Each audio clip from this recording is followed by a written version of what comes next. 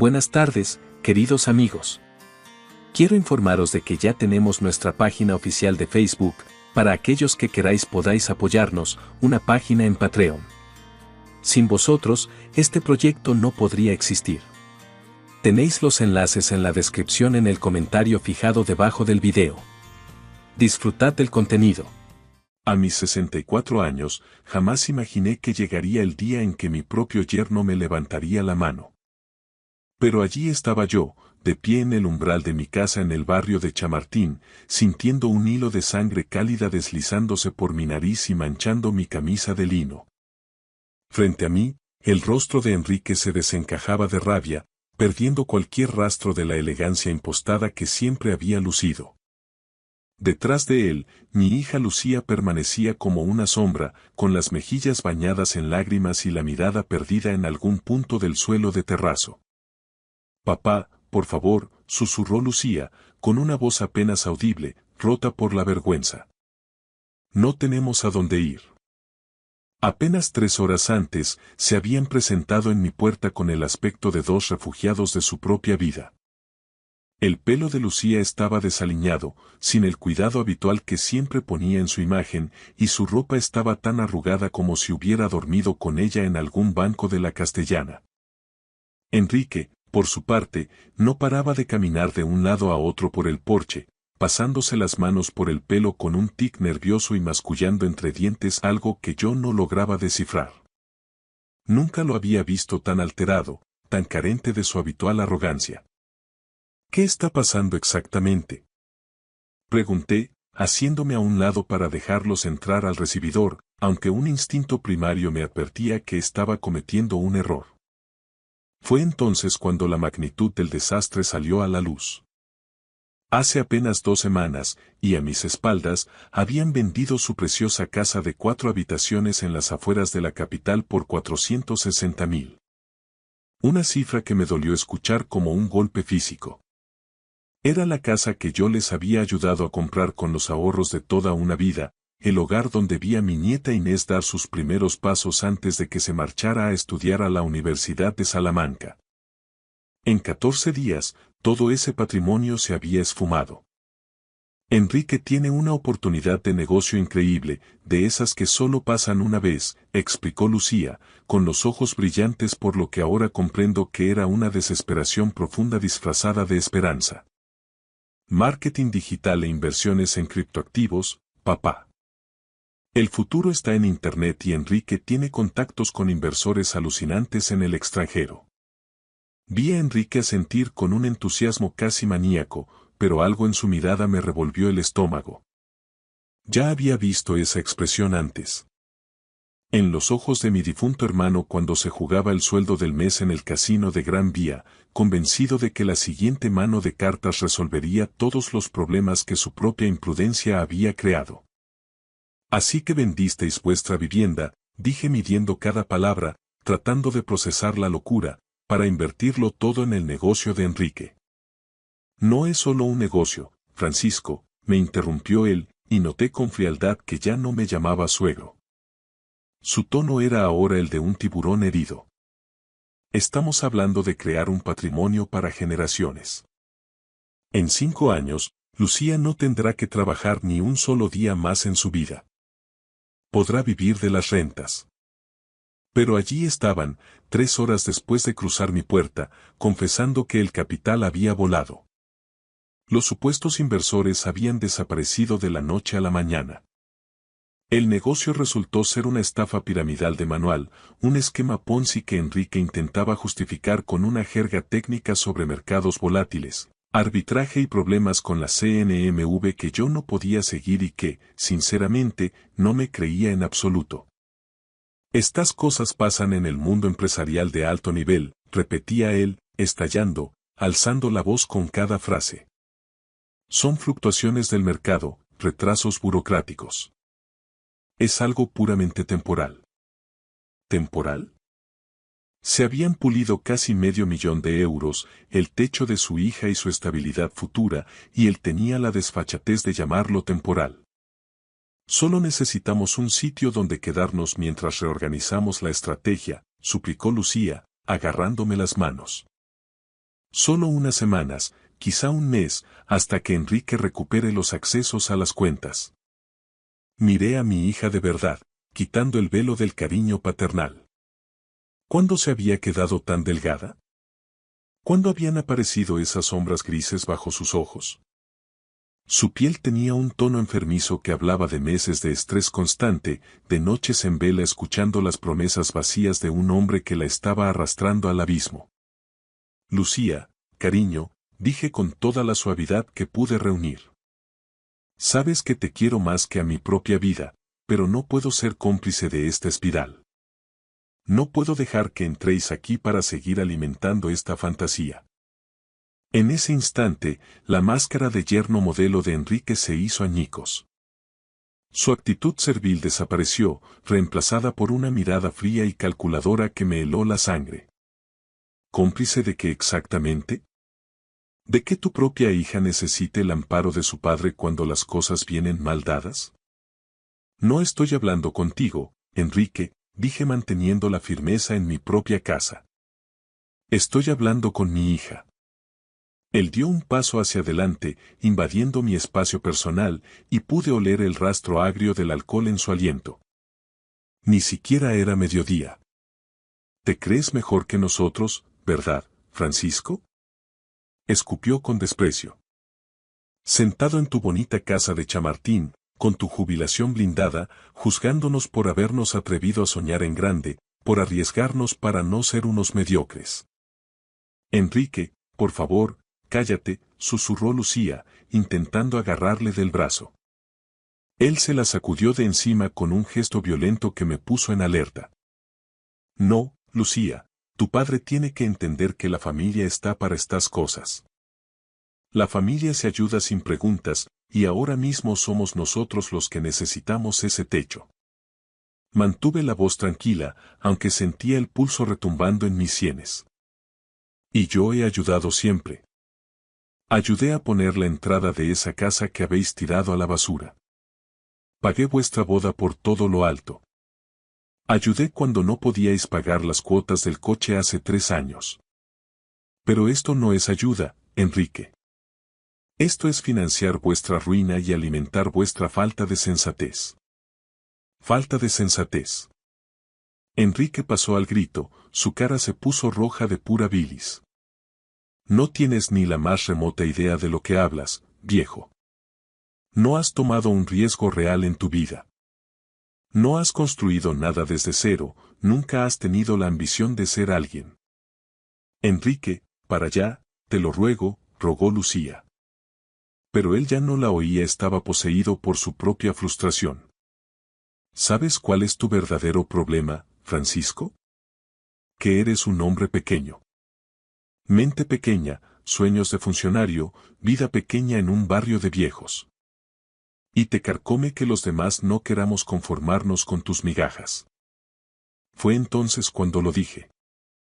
La palabra que terminó de encender la mecha de su fracaso. No. Solo esa palabra. Corta, seca, definitiva. Pero Enrique la escuchó como si fuera el percutor de un arma. ¿Qué has dicho? Preguntó, con una calma fingida que era mucho más peligrosa que sus gritos. He dicho que no. No os vais a quedar aquí. No voy a quedarme de brazos cruzados viendo cómo hundes a mi hija todavía más y cómo destruyes lo que me queda de paz. El puñetazo llegó con una velocidad que mis reflejos de 60 años no pudieron prever. En un segundo estaba defendiendo mi dignidad en la entrada y al siguiente tropezaba hacia atrás contra la consola del pasillo, llevándome la mano a la cara mientras la sangre, caliente y espesa, empezaba a brotar. Lucía soltó un grito desgarrador. Enrique se quedó allí, con el puño aún cerrado y el pecho agitado como si hubiera corrido una maratón de puro odio. Por un instante eterno, nos quedamos todos congelados en esa macabra escena. El agresor, la víctima y el testigo mudo.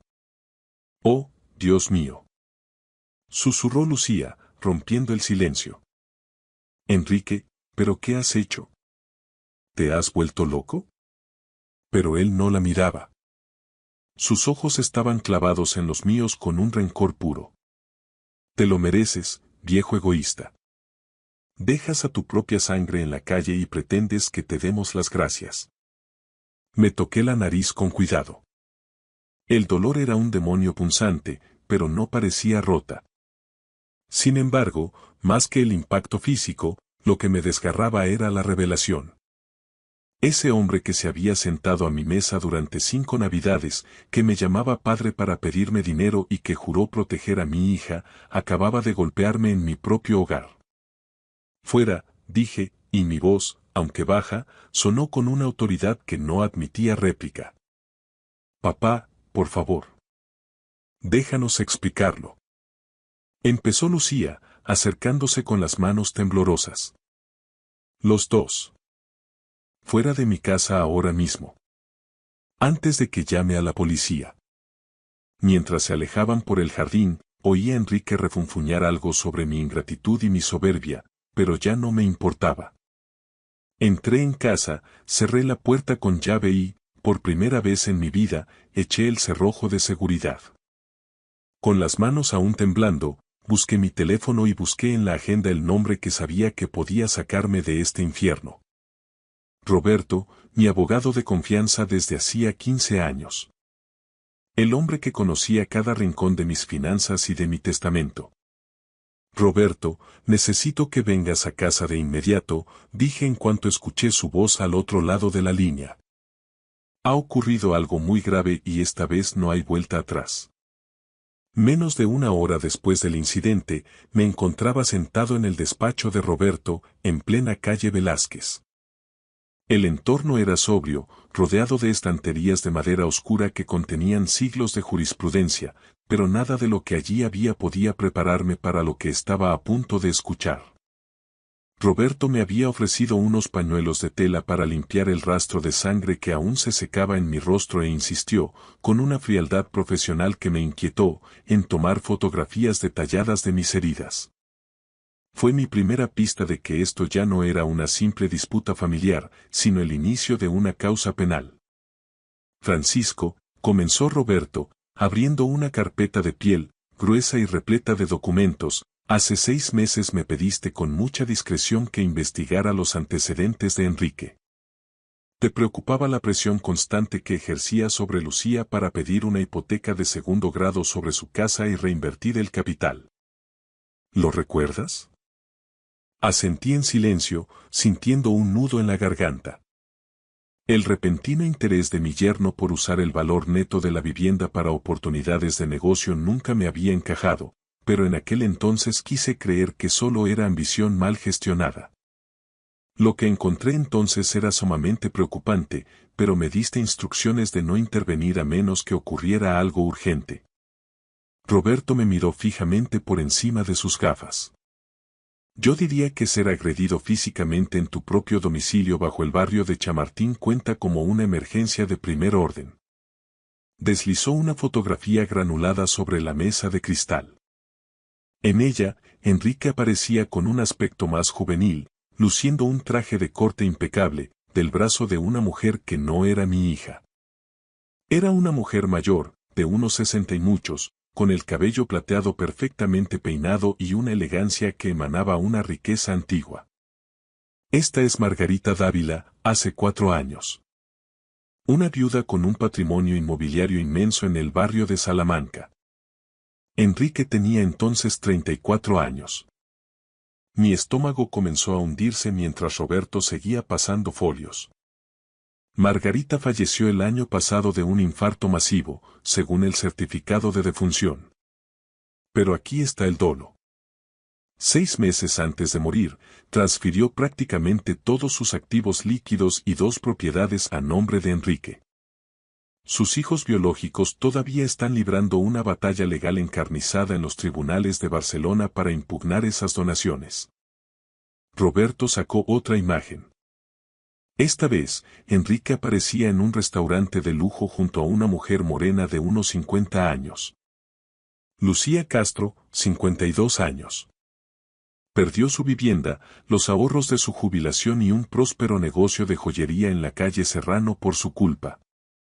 La convenció para invertirlo todo en una startup tecnológica que prometía revolucionar el mercado, pero que solo existía en el papel. El patrón era tan claro que resultaba aterrador, pero Roberto aún no había terminado de desgranar el horror. Macarena, Juana, Almudena. Una letanía de nombres, cada uno acompañado de una fotografía donde las víctimas aparecían radiantes y confiadas junto al hombre que las estaba arruinando. Es la misma estrategia siempre, Francisco. Busca mujeres solas o emocionalmente vulnerables, con estabilidad financiera y una fe ciega en sus promesas. ¿Cómo has conseguido acceder a todo esto? Pregunté con la voz quebrada. Porque Enrique Fernández no es un hombre real. Ha operado bajo 3 identidades distintas en la última década.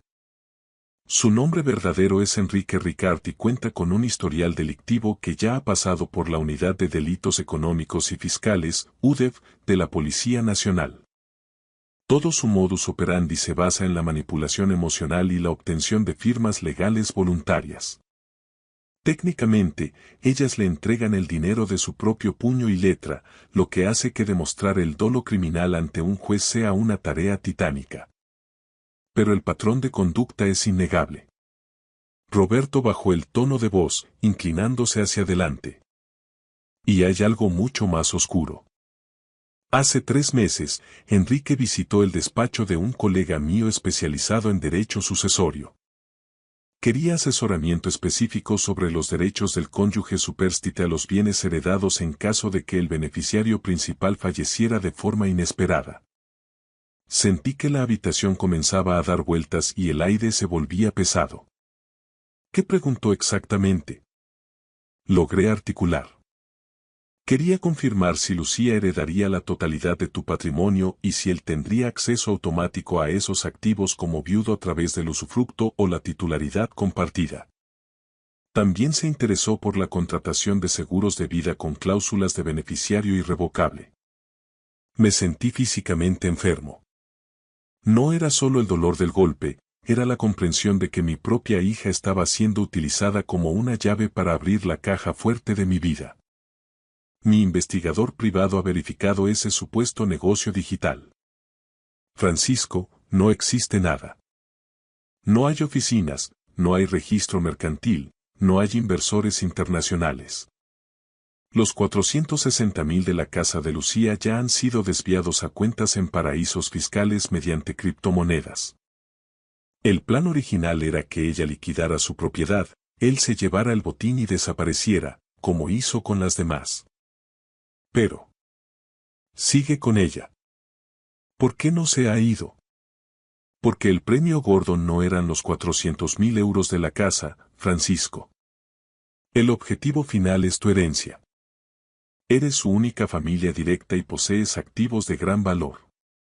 Si te ocurriera algo, Lucía lo hereda todo, y Enrique tiene el control total sobre la voluntad de Lucía. Ese puñetazo de hoy no fue un arrebato de ira por falta de alojamiento, fue el pánico de un depredador que ve cómo su presa se escapa. Su plan maestro se está desmoronando y la gente acorralada es capaz de cualquier atrocidad. Roberto me extendió un pliego oficial. Esto es una solicitud de orden de alejamiento. Puedo tramitarla de urgencia hoy mismo alegando la agresión física y el riesgo patrimonial. Impedirá que Enrique se acerque a menos de 500 metros de ti o de tu propiedad. ¿Y qué pa Macarena con Lucía? Pregunté con el corazón en un puño. Francisco, sé que te duele, pero ella ha tomado partido. Todas las víctimas anteriores de Ricard tuvieron amigos o familiares que intentaron abrirles los ojos.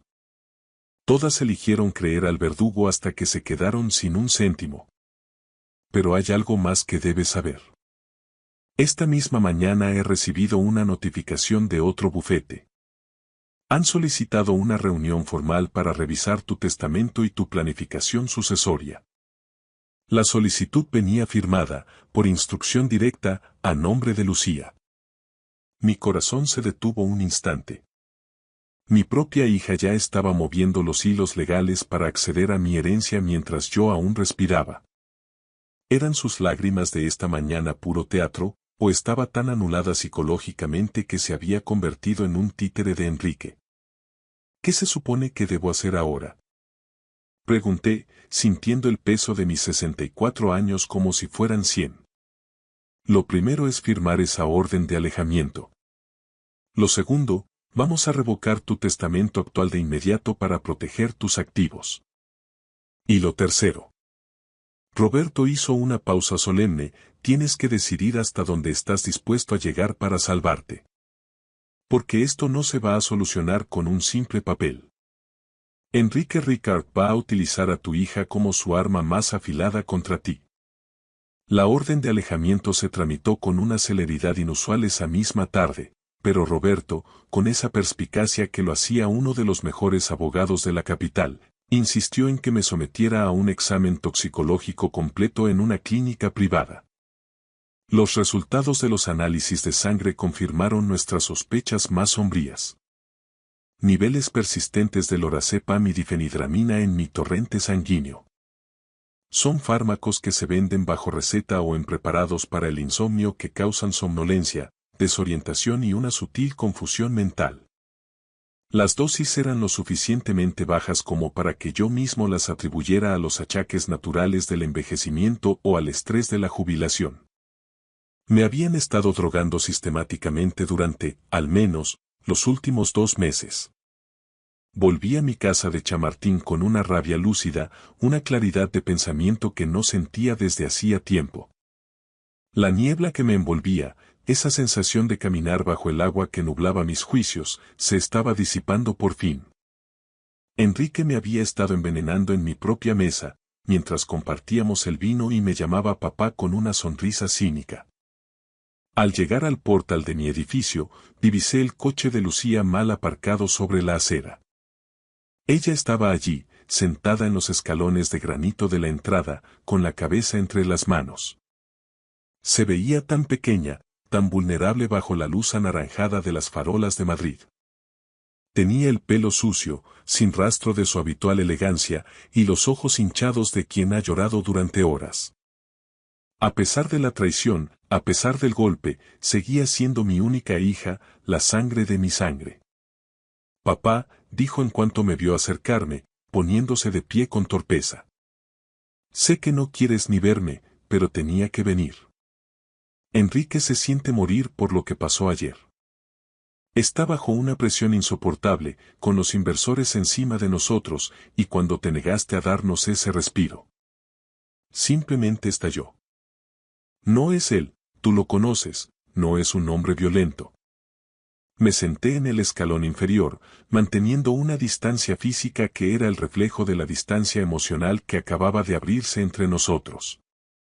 En el bolsillo del pantalón, el botón de pánico que me había entregado Roberto se sentía pesado, una presencia fría y necesaria. Lucía, cuéntame la verdad sobre el préstamo personal que solicitasteis usando esta casa como garantía hipotecaria, dije, observando cada milímetro de su expresión. Su rostro, ya pálido de por sí, se quedó blanco como el mármol. ¿Qué préstamo, papá? No sé de qué hablas. El de 75.000 euros concedido por el Banco Santander. Ese donde, según la documentación que tiene mi abogado, falsificasteis mi firma para simular que me había cedido una nuda propiedad de esta vivienda. Papá, por Dios, yo no sé nada de eso.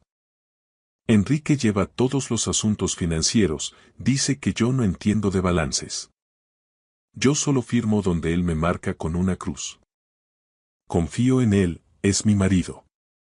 Ahí estaba la confesión cruda y dolorosa. Mi hija firmaba sentencias de muerte financiera sin siquiera leerlas, entregando su voluntad a un depredador.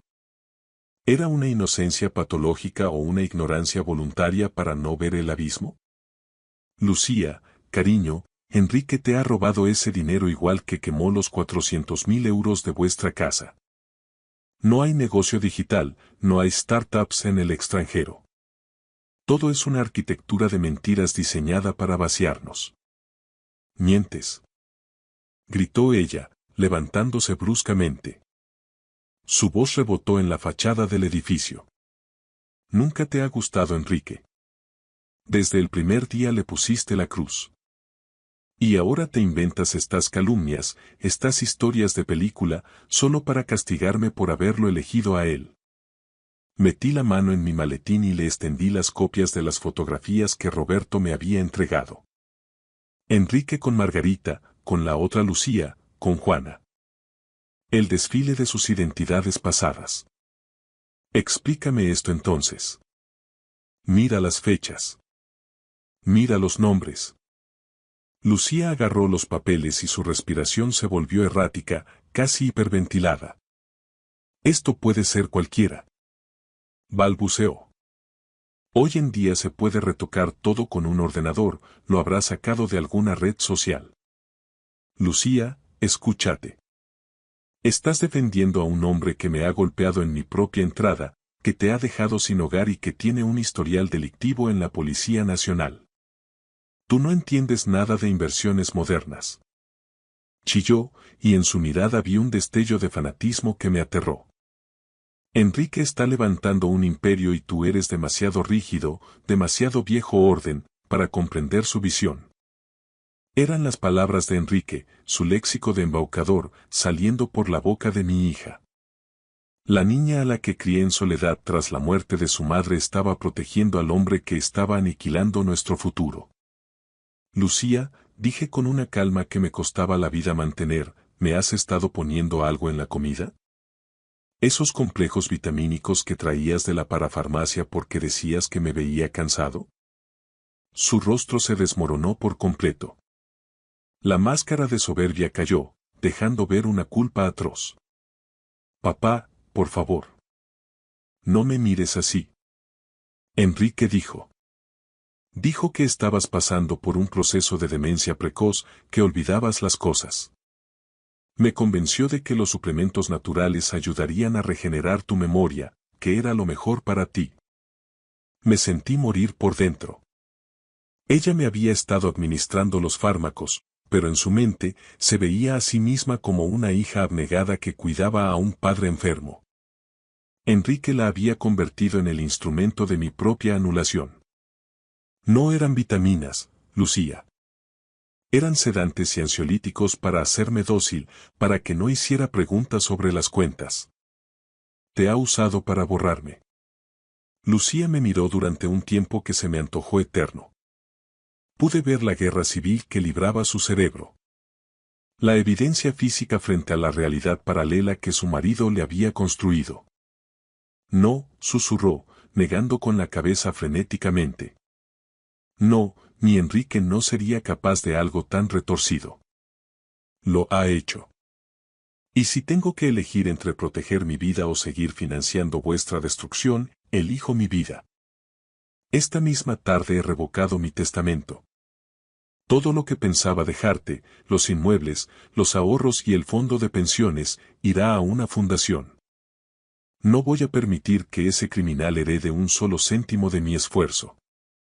El rostro de Lucía pasó del shock a la incredulidad y, finalmente, a una rabia gélida que nunca le había conocido. No puedes hacer eso. Es ilegal. Soy tu hija, tu única heredera legítima.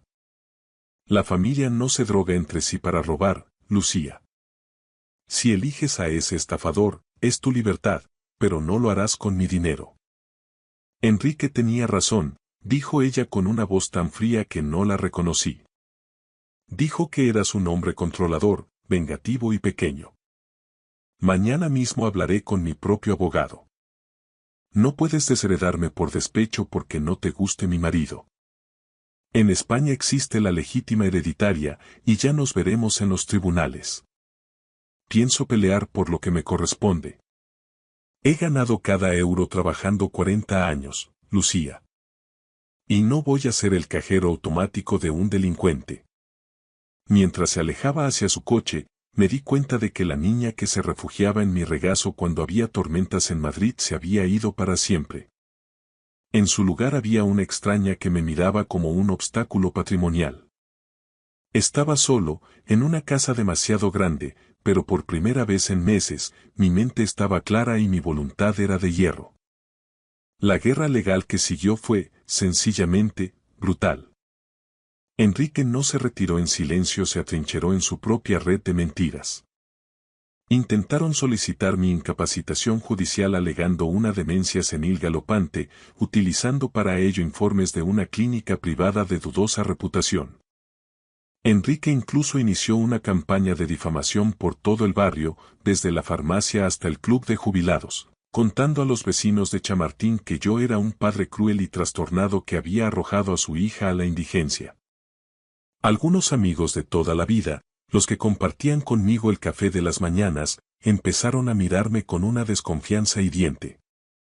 Mi propia nieta, Inés, me llamó desde Londres rota en llanto, llamándome desalmado y monstruo por dejar a su madre en la calle. Aquellas palabras dolieron más que el puñetazo, pero sabía que ella también era una víctima de la narrativa de Enrique.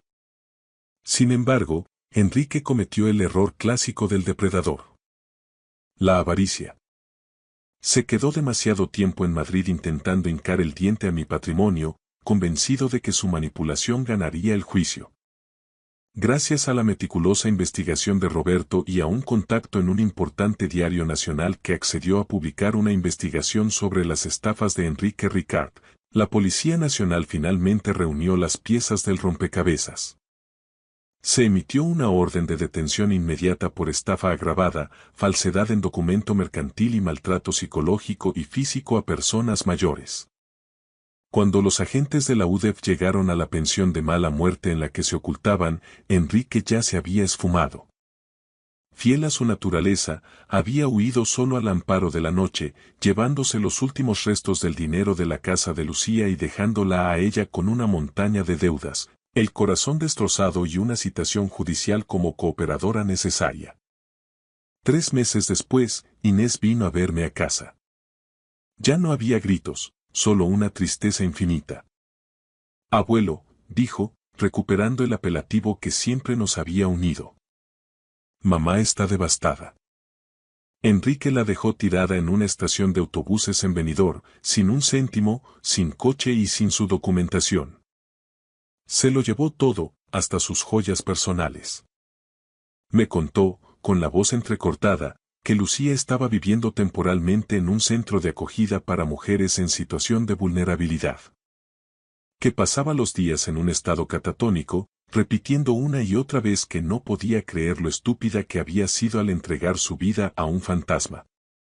«No quiere pedirte nada, abuelo. Tiene demasiada vergüenza. Solo quería que supieras que ahora conoce toda la verdad. Y que lo siente desde lo más profundo de su alma». Me quedé en silencio en mi jardín, podando con cuidado los rosales que tanto me había costado mantener vivos durante aquel año de infierno. El sol de la tarde calentaba mi espalda, recordándome que seguía vivo. «¿Crees que ella lo sabía en el fondo, Inés?», pregunté sin mirarla. «Creo que tenía un miedo atroz a estar sola y decidió cerrar los ojos ante la realidad», respondió ella. «Y ahora está aprendiendo, de la forma más dura, que estar sola es infinitamente mejor que estar con alguien que te aniquila cada día». No respondí. Hay puentes que, una vez reducidos a cenizas, es mejor no intentar reconstruir. El perdón es posible, pero la confianza es un cristal que no admite pegamento. Un año después del incidente, recibí una llamada de Roberto. Enrique había sido detenido por la Interpol en México, mientras intentaba timar a una viuda adinerada en un complejo de lujo en Cancún. Iba a ser extraditado a España y, con los cargos acumulados, probablemente pasaría el resto de sus días en una celda. De los casi 600.000 euros perdidos entre la casa, los préstamos y mis ahorros, solo se lograron recuperar apenas 100.000 en cuentas bloqueadas. Sorprendentemente, descubrí que la cifra no me importaba. Había aprendido a vivir con menos, a disfrutar de mis libros, del aroma del café recién hecho y del silencio absoluto de una vida gobernada bajo mis propios términos. Lucía, por su parte, empezó a trabajar como administrativa en una gestoría tras realizar un curso de reinserción laboral. No me escribe, ni yo la busco. Inés me cuenta que su madre no quiere ser una carga ni interferir en la paz que tanto me costó recuperar. Y, aunque suene duro, sentí un inmenso alivio. No porque no la quiera, sino porque por fin la veo tomando responsabilidad por sus propios actos, sin escudarse en otros. He aprendido que protegerse a uno mismo no es un acto de egoísmo, sino una necesidad vital. Y que empezar de nuevo a los 64 años no solo es posible, sino que puede ser el prólogo de los años más auténticos de tu existencia. Ahora paso las tardes en mi jardín de Chamartín. Nadie me manipula, nadie me roba, nadie me miente. Soy el dueño de mi destino. Y la libertad, he descubierto, vale cada céntimo que pagué por ella. Incluso el amargo precio de haber perdido a mi hija por culpa de sus propias y desastrosas decisiones.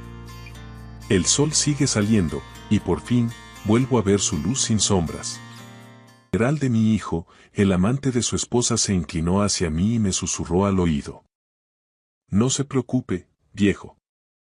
Yo gastaré sus millones mucho mejor de lo que él lo hizo. De repente, mi hijo soltó una risita dentro del ataúd. Me llamo Mateo. A mis 64 años, siempre imaginé que sería Marcos quien estaría de pie ante mi tumba, y no al revés. Pero allí estaba yo, el 18 de marzo de 2024, contemplando un féretro de caoba que supuestamente contenía los restos de mi hijo, de tan solo 37 años. El tanatorio de la M30, en Madrid, olía a lirios y a un dolor pesado, casi tangible. El aire estaba cargado de pésames susurrados y el roce constante de telas negras. Yo estaba en la primera fila, con las manos entrelazadas tan fuerte que mis nudillos se habían vuelto blancos. Almudena, la esposa de Marcos, estaba sentada a mi lado, secándose los ojos con un pañuelo de seda que parecía más un accesorio de teatro que una herramienta para el llanto real. Hacía 3 días que había recibido esa llamada que destrozó mi mundo. Marcos había sufrido un infarto masivo en su despacho del Paseo de la Castellana. Para cuando llegaron los paramédicos del SAMUR, ya era demasiado tarde. 37 años, sano como un roble, muerto por una parada cardiorrespiratoria. El médico dijo que a veces ocurre, especialmente con el estrés de dirigir un imperio empresarial valorado en 12 millones de euros. Yo debería haber estado devastado. Debería haber estado roto por dentro. Pero mientras escuchaba al sacerdote hablar sobre el descanso eterno y la paz celestial, algo no encajaba. No era solo la obvia injusticia de enterrar a un hijo, sino algo más, algo que no lograba identificar. La lista de asistentes era interminable. Marcos era muy querido en el mundo de los negocios madrileño, respetado por sus colegas y adorado por sus amigos. O al menos eso es lo que yo siempre había creído. Pero mientras observaba a la gente desfilar ante el féretro, ofreciendo palabras huecas de consuelo, empecé a notar detalles extraños. El duelo de Almudena parecía calculado milimétricamente. Lloraba en los momentos precisos, aceptaba las condolencias con la cantidad perfecta de dignidad y, de algún modo, lograba verse devastadoramente hermosa en su vestido negro de diseñador. Para ser una mujer que acababa de perder a su marido tras 9 años de matrimonio, parecía notablemente entera. Y luego estaba Sergio, el socio de Marcos y supuesto amigo íntimo de Almudena. Estaba de pie al fondo de la sala, pero sus ojos no estaban en el ataúd, sino en ella. Cada vez que Almudena se movía, su mirada la seguía. Cuando ella hablaba con otros invitados, él escuchaba con atención. Cuando ella se tocaba el pelo con nerviosismo, Sergio se inclinaba ligeramente hacia adelante, como si estuviera conectado a ella por un hilo invisible. Conocía a Sergio desde hacía años. Era la mano derecha de Marcos en la empresa, el hombre que manejaba la parte financiera mientras mi hijo se centraba en las operaciones. Un tipo de habla fluida, con el pelo perfectamente engominado y trajes de sastre caros. Sergio siempre me había parecido el tipo de hombre que mide todo por su valor potencial. El servicio se hizo eterno. La gente compartía recuerdos de Marcos que sonaban ensayados, versiones desinfectadas de una vida que yo sabía que era mucho más compleja. Mi hijo era apasionado, a veces temerario, y ferozmente leal a quienes amaba. Pero al escuchar aquellos discursos, cualquiera pensaría que era un santo que jamás levantó la voz ni tomó una decisión cuestionable. Cuando llegó el momento de que la familia diera su último adiós, me encontré caminando hacia el ataúd con pies de plomo. Marcos parecía en paz, con las manos cruzadas sobre el pecho, vistiendo el traje azul marino que le había comprado para el día de su boda. Su rostro estaba pálido pero sereno, pareciendo incluso más joven de sus 37 años. Me incliné y susurré: «Te voy a echar de menos, hijo. Siento no haber podido protegerte». Al retirarme, Almudena se acercó al féretro. Su actuación fue impecable. La viuda desconsolada despidiéndose de su amado esposo. Depositó una sola rosa blanca sobre su pecho y murmuró algo que no pude oír. Entonces, Sergio apareció a mi lado.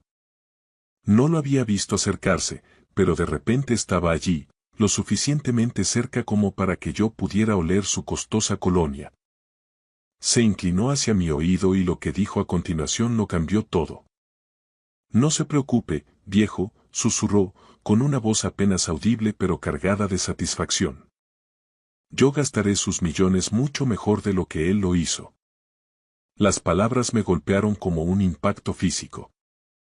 Me giré para mirar a Sergio, pero su expresión era neutral, casi de aburrimiento. ¿Había oído mal? ¿Acaso el dolor me estaba provocando alucinaciones? Pero entonces ocurrió algo imposible. Desde el interior del ataúd surgió un sonido que me heló la sangre. Una risita suave, baja, casi imperceptible, pero era inequívocamente la risa de Marcos. Agarré el borde del ataúd mientras mi corazón martilleaba contra mis costillas. Sergio también lo había oído. Su rostro se volvió pálido y dio un rápido paso atrás. A nuestro alrededor, el funeral continuaba. Nadie más parecía haber notado nada inusual. «¿Tú has?» Empecé a preguntarle a Sergio, pero él ya se estaba alejando, caminando rápidamente hacia la salida. Me quedé mirando el rostro inmóvil de Marcos, buscando cualquier signo de movimiento. Nada. Su pecho no subía ni bajaba. Sus párpados no temblaban. Parecía exactamente lo que se suponía que era. Un hombre muerto. Pero yo sabía lo que había escuchado. Esa risita cómplice que significaba que Marcos encontraba algo divertido. Era la misma risa que hacía de niño cuando guardaba un secreto que los adultos aún no habían descubierto. La misma risa de cuando me ganó al ajedrez por primera vez. La misma risa que significaba que iba 3 pasos por delante de todos los demás en la sala. El resto del servicio pasó como en una nebulosa. Cumplí con el trámite de aceptar pésames, estrechar manos y asentir en los momentos adecuados, pero mi mente trabajaba a 1000 por hora. Las palabras susurradas por Sergio seguían resonando en mi cabeza. Gastaré sus millones mejor que él. ¿Qué significaba eso? ¿Y cómo demonios podía Marcos reírse si estaba muerto? Cuando el tanatorio empezó a vaciarse, me encontré a solas con el ataúd por un momento. Almudena estaba fuera, aceptando flores y condolencias de los últimos invitados. El director de la funeraria estaba ocupado con los arreglos para el entierro. Me acerqué de nuevo al féretro y bajé la voz hasta convertirla en un susurro. «Marcos, hijo, si puedes oírme». Nada. Ni respuesta, ni movimiento, ni risas misteriosas, solo el profundo silencio de la muerte. Sin embargo, al incorporarme, noté algo que me dio un vuelco al corazón. El anillo de bodas de Marcos no estaba. La sencilla alianza de oro que le había ayudado a elegir hacía 9 años, la que nunca se quitaba, había desaparecido de su dedo. Miré a mi alrededor frenéticamente, preguntándome si la habrían retirado por algún motivo de preparación funeraria. Pero, por lo general, los tanatopractores dejan las alianzas puestas. Se considera parte de la dignidad final del difunto. Entonces, ¿dónde estaba el anillo? ¿Y por qué su ausencia se sentía como otra pieza de un rompecabezas que apenas empezaba a comprender? El camino de vuelta a mi casa en el barrio de Salamanca fue una tortura. Cada semáforo de la calle Alcalá parecía durar una eternidad. No dejaba de repasar lo ocurrido en el tanatorio. El susurro cruel de Sergio, la risa imposible de Marcos, el anillo desaparecido. Nada tenía sentido por separado, pero juntos formaban una imagen que no estaba listo para aceptar. Mi casa se sentía enorme y vacía al cruzar el umbral. Había vivido allí solo desde que mi esposa, Carmen, falleció hacía 8 años, pero nunca se había sentido tan hueca. El silencio presionaba mis oídos como un peso físico. Me serví 3 dedos de whisky y me senté en mi sillón, mirando las fotos enmarcadas en la mesa auxiliar. Marcos en su graduación en la Universidad Pontificia Comillas, rebosante de orgullo Marcos y Almudena el día de su boda Marcos las navidades pasadas, riéndose de algún chiste que ya no recordaba. El teléfono sonó, sacándome de mis pensamientos. Era Almudena, con voz suave y frágil. Mateo, solo quería darte las gracias por lo de hoy. Marcos habría estado muy orgulloso de lo bonita que ha sido la ceremonia. Sí, logré decir con la garganta apretada. Fue preciosa. Sé que es difícil, pero tenemos que hablar de los trámites, continuó ella. El abogado quiere reunirse con nosotros la semana que viene para el testamento y el futuro de la empresa. Sergio cree que deberíamos. ¿Sergio cree? La interrumpí, con el whisky dándome más valor del habitual. ¿Desde cuándo Sergio opina sobre los asuntos de nuestra familia? Hubo una pausa. Has sido de gran ayuda, Mateo. No sé qué habría hecho sin él en estos momentos. Seguro que no, pensé, pero me lo guardé. Hablaremos luego, Almudena. Necesito tiempo. Después de colgar, me quedé sentado en la creciente oscuridad del salón. El susurro de Sergio, el duelo conveniente de Almudena, el anillo desaparecido y ese momento imposible de un muerto riendo. Algo estaba muy mal, y pensaba descubrir qué era. El reloj de pared del pasillo dio las 11 cuando finalmente me fui a la cama, pero el sueño no llegaba. Cada vez que cerraba los ojos, oía de nuevo esa risita. No dormí. ¿Cómo podría haberlo hecho? A las 5 de la mañana me rendí y preparé café con las manos temblorosas. Necesitaba respuestas y sabía por dónde empezar. El Hospital de la Paz se alzaba en el norte de la ciudad como una fortaleza de hormigón. Nunca imaginé que cruzaría sus puertas buscando explicaciones sobre la muerte de mi hijo. La doctora Elena Valles fue la médico de guardia que certificó el fallecimiento de Marcos. Era más joven de lo que esperaba, probablemente en sus 40, con el pelo canoso recogido en un moño pulcro. Cuando me presenté, su expresión se suavizó con una simpatía practicada. Señor Hoyoway. Quiero decir, señor García, lamento mucho su pérdida. Su hijo llegó demasiado tarde. Según los informes, fue algo fulminante. Necesito entender qué pasó, dije, sentándome en la incómoda silla de plástico de su despacho. Marcos estaba sano. Hacía deporte, no fumaba, apenas bebía. ¿Cómo cae muerto un hombre de 37 años por un infarto? La doctora consultó el expediente en su ordenador. A veces ocurre. El estrés es un factor determinante. ¿Estaba su hijo bajo mucha presión últimamente? Pensé en ello. Marcos siempre había sido ambicioso, pero últimamente parecía diferente, más reservado. Cortaba las llamadas cuando yo entraba en la habitación, decía que estaba demasiado ocupado para nuestras cenas de los domingos. Yo no atribuía a la empresa, pero ahora me preguntaba si había algo más. ¿Quién lo trajo al hospital? Pregunté. Su socio, Sergio Moreno. Dijo que encontró al señor García desplomado en su oficina sobre las 6:30 de la tarde. ¿Y no le parece extraño que Sergio estuviera allí tan tarde? La doctora Valles pareció incómoda. Entiendo que busque respuestas, pero a veces no hay explicaciones satisfactorias para la tragedia. Doctora, por favor, insistí. En su opinión médica, ¿hubo algo inusual en el caso de mi hijo? Se quedó en silencio un largo rato, tamborileando con los dedos sobre la mesa. Finalmente, suspiró. Lo único extraño fue la rapidez con la que apareció el rigor mortis. Normalmente tarda varias horas, pero el cuerpo de su hijo mostraba signos de rigidez mucho antes de lo normal. ¿Qué podría causar eso? Un esfuerzo físico extremo antes de morir, ciertos medicamentos, factores ambientales. Hizo una pausa. O que la hora de la muerte fuera incorrecta. Se me heló la sangre. ¿Incorrecta? ¿Cómo? Si alguien hubiera muerto antes de lo reportado y el cuerpo se hubiera mantenido en frío, eso explicaría el rigor mortis acelerado. Pero es muy improbable en esta situación. Salí del hospital con más dudas que antes. Si Marcos había muerto antes de lo dicho, Sergio había mentido sobre la hora del hallazgo. Pero, ¿por qué?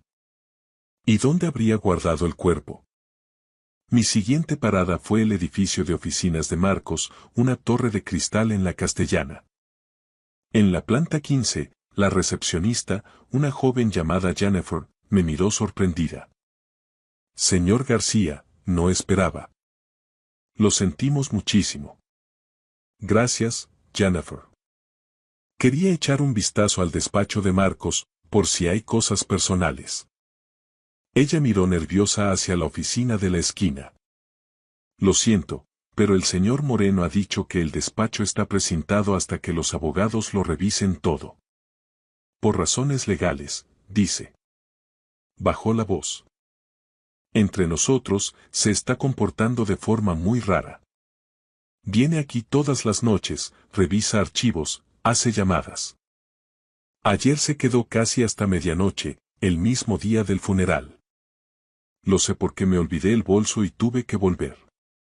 Esto se volvía cada vez más turbio. ¿Qué era tan urgente que Sergio no podía esperar? Jennifer, el día que murió Marcos, ¿a qué hora se fue Sergio? Ella lo pensó. Esa es la cuestión. Sergio estaba aquí cuando yo me fui a las 5, pero dijo que él también se marchaba ya.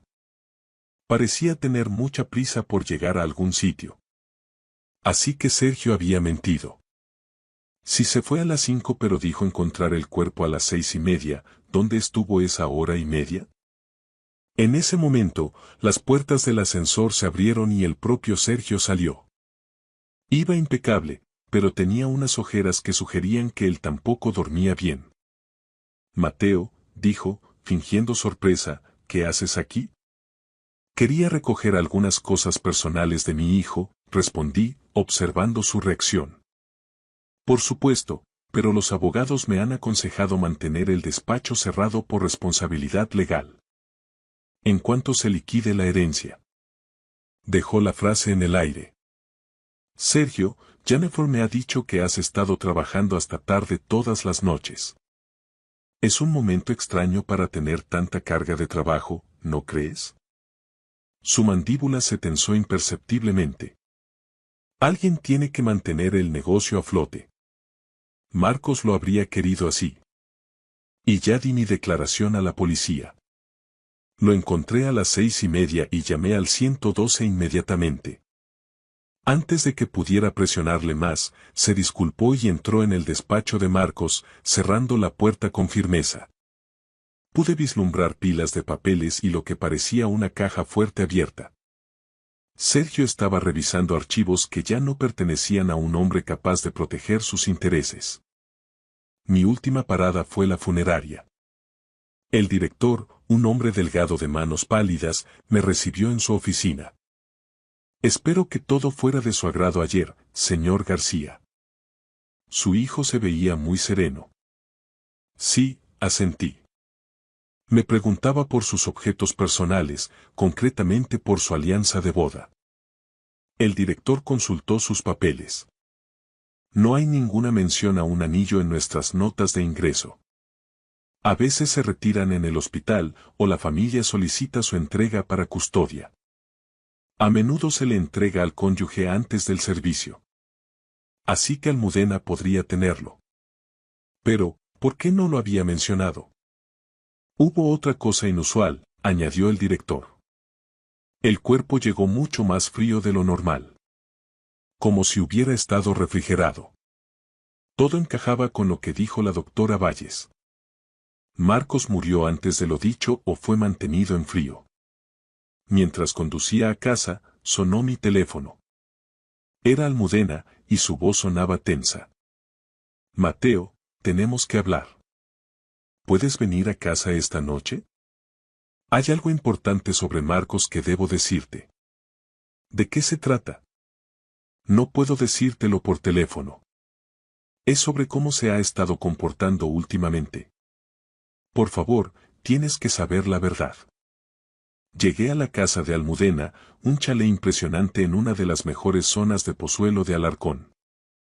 Ella me abrió vestida con una bata de seda negra.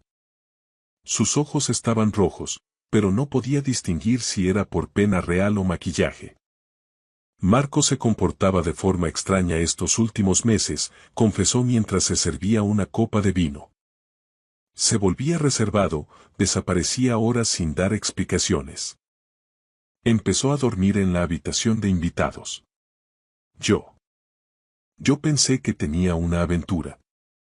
Pero luego encontré recibos de un trastero que alquiló bajo un nombre falso.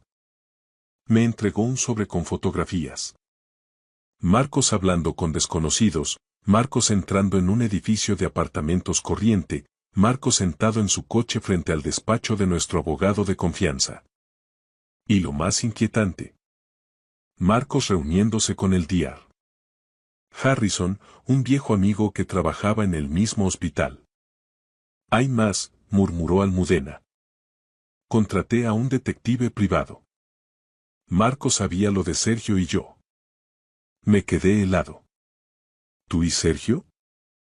Empezó hace 6 meses. Me sentía sola, Marcos siempre trabajaba. No pretendía que pasara. Juan Marcos lo descubrió. Él también contrató a alguien para seguirme a mí. Estábamos espiándonos mutuamente. Si Marcos conocía la aventura, el susurro de Sergio en el funeral cobraba un sentido aterrador. Almudena, ¿cómo murió Marcos de verdad? Eso es lo que no entiendo, Mateo. No creo que muriera. La noche del supuesto infarto, yo estaba con Sergio. Tenemos coartada mutua. Pero Marcos estaba planeando algo. En el trastero había documentos, dinero en efectivo, identidades falsas. Parecía que se preparaba para desaparecer. ¿Había fingido Marcos su propia muerte? El Dr. Harrison era su amigo desde la universidad. Si alguien podía ayudarle a falsificar un certificado y acceder a la morgue, era él. Pero, ¿por qué? Piénsalo, Mateo, dijo Almudena. Si Marcos moría, ¿quién heredaba todo? Yo. ¿Y con quién paso el tiempo? Con Sergio, que conoce cada detalle de las finanzas. Marcos quería pillarnos. Quería ver qué hacíamos si pensábamos que estaba muerto. Y habéis caído de lleno en la trampa, añadí yo, sintiendo náuseas. Sergio ya hablaba de liquidar activos, transferir fondos a las Islas Caimán y vender la empresa. Pero Sergio no solo quería el dinero. Estaba buscando formas de declarar a Marcos muerto legalmente lo antes posible y ha estado haciendo preguntas sobre ti. Sobre tu salud, tu testamento. Te ve como el único obstáculo para el control total. Mateo, creo que planeaba un accidente para ti también. El horror total me golpeó. Sergio planeaba matarnos a ambos por dinero. Y Marcos, sabiéndolo, había fingido su muerte para desenmascarar la conspiración. Tenemos que encontrarlo, dije levantándome. Almudena me dio una llave. La encontré en el despacho de casa. Creo que es la del trastero. Conduje hasta un polígono industrial en las afueras. El trastero número 73 estaba al fondo. Al abrirlo, encontré un centro de mando. Fotos, registros financieros y equipo de vigilancia. Y una pequeña nevera. Dentro había viales con una etiqueta. Agente de parálisis temporal. Imita síntomas de parada cardíaca. Mi hijo se había drogado para simular su muerte. Escuché pasos detrás de mí. No era Marcos. Era Sergio, con el traje arrugado y una pistola apuntándome al pecho. Hola, Mateo. Me preguntaba cuándo encontrarías este sitio. Marcos siempre dijo que eras demasiado listo para tu propio bien. Sergio, ¿qué estás haciendo? Lo mismo que tú, buscar respuestas. Pero yo ya las tengo. Tu hijo es un hombre muy peligroso que debe ser detenido antes de que lo arruine todo. Marcos movió 12 millones de euros de sus cuentas 3 semanas antes de morir. Muy conveniente. Me obligó a retroceder. Vas a llamarlo. Marcos dejó una forma de contactar contigo es demasiado sentimental para dejar a su padre fuera. Entonces lo comprendí. El reloj de mi pasillo había estado sonando a horas extrañas, no necesitaba reparación, era un código. Sergio lo vio en mi cara. En ese momento, su móvil vibró. Un mensaje de un número desconocido. Trastero comprometido. Ve a la ubicación de reserva. El paquete está seguro. Tu hijo nos está vigilando, dijo Sergio, mirando hacia el techo. Había una luz roja parpadeando. Una cámara. Él viene hacia aquí, dije. Sí. Y cuando llegue, vas a convencerle de que devuelva esos 12 millones. A cambio, no te pegaré un tiro. Almudena hará lo que yo diga, está demasiado asustada. Pero a ella también tendré que eliminarla, no quiero cabos sueltos. Escuchamos el motor de un coche fuera. Pasos lentos y deliberados. Papá. ¿Estás ahí? La voz de Marcos, viva y real. Dile que entre, susurró Sergio pegando el arma a mi espalda. No intentes avisarle o morirás antes de que dé otro paso. Tragué saliva. Marcos apareció en la entrada del trastero. No llevaba traje, sino ropa oscura y una expresión que nunca le había visto. Una mezcla de acero y tristeza. Al ver la pistola de Sergio, no se inmutó. Suéltalo, Sergio. Esto se ha acabado. Nada se ha acabado hasta que el dinero esté de vuelta, gruñó Sergio. Dile a tu padre que se mueva hacia allí. Marcos me miró a los ojos. Había una calma absoluta en él. Siento haberte hecho pasar por esto, papá. Tenía que estar seguro de quién estaba conmigo y quién contra mí. Sergio, la policía está a 2 minutos. El Dr.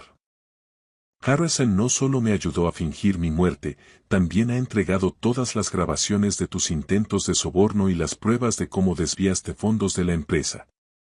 Mientes. Gritó Sergio, su mano temblaba. Tengo a tu mujer, tengo a tu padre.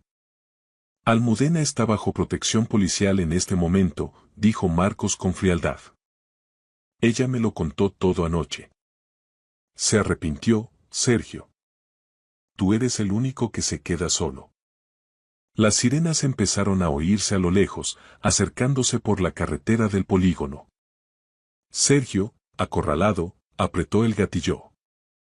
El estallido fue ensordecedor en el espacio cerrado del trastero. Grité el nombre de mi hijo, pero Marcos se había lanzado al suelo un segundo antes. Antes de que Sergio pudiera disparar de nuevo, 2 agentes de paisano irrumpieron por la puerta trasera que yo ni siquiera había notado. Todo terminó en un caos de luces azules y gritos. Sergio fue esposado y arrastrado hacia un coche patrulla, todavía gritando amenazas sobre el dinero. Marcos se levantó y me abrazó con una fuerza que me dejó sin aliento. «Estás vivo», susurré, tocando su rostro para asegurarme de que no era un sueño. Te oí reír en el ataúd. No pude evitarlo, papá, sonrió con amargura. Oír a ese imbécil presumir de cómo iba a gastar mi dinero cuando yo tenía sus cuentas bloqueadas desde hacía una semana. Fue demasiado tentador. Semanas después, nos sentamos en la terraza de un café frente al Retiro. La empresa estaba en proceso de reestructuración. Almudena había aceptado un divorcio de mutuo acuerdo y se había marchado de Madrid, buscando empezar de cero lejos del escándalo. Sergio esperaba juicio en la prisión de Soto del Real por intento de homicidio y fraude a gran escala. Marco sacó su alianza de oro del bolsillo y se la volvió a poner.